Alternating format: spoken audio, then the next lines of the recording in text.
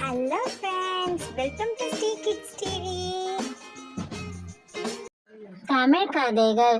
காட்டு ராஜா சிங்கமும் சோம்பேறி நரியும். ஒரு ஊர்ல ஒரு அழகான காடு இருந்ததாம். அந்த காட்டுல ஒரு குகையில சிங்கம் ஒண்ணு வாழ்ந்துட்டு இருந்ததாம். அந்த சிங்கம் மிகவும் கம்பீரமானதாம். எல்லா மிருகங்களையும் வேட்டையாடும் திறன் கொண்டதாம். அதே காட்டுல ஒரு சோம்பேறி நரி ஒண்ணு இருந்ததாம். அது உணவில்லாம ரொம்ப வாடி போயிருந்ததாம். ஒரு நாள் சிங்கம் மான வேட்டையாடுறத நரி பார்த்துட்டு இருந்ததாம். உடனே அதுக்கு தோணுச்சான், அடடா, இந்த சிங்கம் இவ்வளோ வலிமையா இருக்கே, அது மிச்சம் மீதி வைக்கிற உணவு சாப்பிட்டாலே நம்ம நல்லா இருக்கலாமே.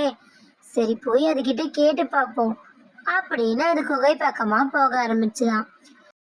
குகையோட வாசலுக்கு போன நரி சிங்கத்துக்கிட்ட பேசுறதுக்காக குகைக்குள்ள போச்சான். சிங்கத்தை பார்த்ததும் நரி ரொம்ப பணிவோட பேச ஆரம்பிச்சுதான்.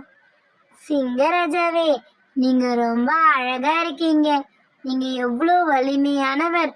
உங்களை மாதிரி சிறந்தவரை நான் பார்த்ததே இல்லை அப்படின்னு சொல்லிச்சான். அதை கேட்டு சிங்கம் ரொம்ப சந்தோஷப்பட்டுதான். அதை தொடர்ந்து நரி பேச ஆரம்பிச்சுதான். சிங்கராஜாவே, எனக்கு ஒரு உதவி செய்றீங்களா அப்படின்னு கேட்டுதான்.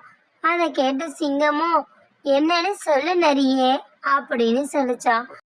சிங்கராஜாவே, எனக்கு இருக்க இடமும் இல்லை, சரியான உணவும் இல்லை. தயவு செஞ்சு நீங்க வேட்டையாடுறதுல மிச்சம் மீதி கொடுத்தீங்கன்னா நான் ரொம்ப சந்தோஷப்படுவேன் அப்படின்னு சொல்லிச்சான். அதை கேட்ட சிங்கமும், சரி போகட்டும் அப்படின்னு நரிய தன் குகையில தங்கிக்க சொல்லிச்சான். தான் வேட்டையாடுற உணவுல மிச்ச மீதிய சாப்பிட்றதுக்கும் ஒத்துக்குச்சான். அதுக்கப்புறம் நரி ரொம்ப சந்தோஷமா சிங்கத்தோட குகையில வாழ்ந்துட்டு இருந்துதான். வழக்கம் போலவே காலையில வேட்டைக்கு போன சிங்கம் ஒரு மானை பார்த்துதான். மானை வேட்டையாடின சிங்கம் மானை சாப்பிட்டு முடிச்சு மிச்சத்தை அங்கேயே விட்டுட்டு வந்துடுச்சான். அத நரி போய் சாப்பிட்டுதான். அதே போல அடுத்த நாள் ஒரு கழுதைய சிங்கம் வேட்டையாடிச்சான். அதையும் சாப்பிட்டுட்டு எச்சத்தை அங்கேயே போட்டுட்டு வந்துருச்சான். அதை போய் நரி சாப்பிட்டுதான். இது போலவே சில மாதங்கள் சிங்கம் சாப்பிட்ட எச்சத்தை சாப்பிட்ட நரி ரொம்ப உருவத்துல பெருத்து போச்சான். அதனால நரி தன்னைத்தானே சிங்கத்தை விட சிறந்தவன் நினைச்சுக்கிச்சான். அதனால சிங்கராஜாவை பார்த்து, ராஜா, இன்னைக்கு நான் வேட்டைக்கு போய் உங்களுக்கு உணவு எடுத்துட்டு வரேன் அப்படின்னு சொல்லிச்சான். நரியோட ஆணவத்தை பார்த்து சிங்கம் சிரிச்சுதான். அதுக்கப்புறம் கோவப்பட்ட நரியோ, நான் உங்களை விட நல்லா வேட்டையாடுவேன், நீங்க வேணா பாருங்க, இது வரைக்கும் நீங்க வேட்டையாடாத யானைய நான் வேட்டையாடி காட்டுறேன் அப்படின்னு சொல்லிச்சான். அதை கேட்ட சிங்கமும், வேணா நரியே, நான் சொல்றத கேளு அப்படின்னு சொல்லிச்சான். சிங்கத்தோட வார்த்தைகளை காதுல வாங்காத நரி அங்கிருந்து கர்வமா ஒரு யானைய வேட்டையாடுறதுக்காக போச்சான். யானை எங்க இருக்குதுன்னு தேடிக்கிட்டே நரி கொஞ்ச தூரம் போனதுக்கு அப்புறம் ஒரு குளத்து பக்கத்துல ஒரு பெரிய யானை இருந்ததாம்.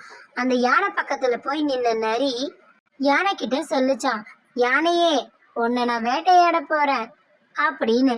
அதை கேட்ட யானை சிரிச்சுக்கிட்டே, சும்மா இரு நரியே, இங்கிருந்து போயிடு, இல்ல அவ்வளவுதான் அப்படின்னு சொல்லிச்சான். யானை பேசி முடிக்கிறதுக்குள்ளவே நரி யானையோட பின்பக்கமா இருக்க கல்லு மேல ஏறி யானையோட தலையில ஏறி உட்காந்து கடிக்க ஆரம்பிச்சுதான். அதை பார்த்த யானை, நரியே, ஒழுங்கா மேல இருந்து இறங்கு, இல்லைன்னா அவ்வளவுதான் அப்படின்னு கத்துச்சான். அது கேட்காத நரி மறுபடியும் யானையை கடிச்சிக்கிட்டே இருந்துதான். உடனே யானை தும்பி கையால நரியை தூக்கி கீழே போட்டு ஓங்கி நரிய மிதிச்சுதான். உடனே நரியும் ரத்த வெள்ளத்துல அங்க செத்து போச்சான். அதுக்கப்புறம் யானை அங்கிருந்து போயிடுச்சான். நரியோட உடம்ப பார்த்து சிங்கம் சொல்லிச்சான், பாத்தியா, என் பேச்சை கேட்காம நீ எப்படி ஆயிட்ட, உன் விதி யாரால மாத்த முடியும் அப்படின்னு சிங்கமும் அங்கிருந்து போயிடுச்சான். ராஜா சிங்கமும் சோம்பேறி நரியும். இந்த கதையிலேருந்து நம்ம என்ன தெரிஞ்சுக்கிறோம்னா, ஒரு சோம்பேறி நரி சிங்கத்துக்கிட்ட அடைக்கலமா போச்சு.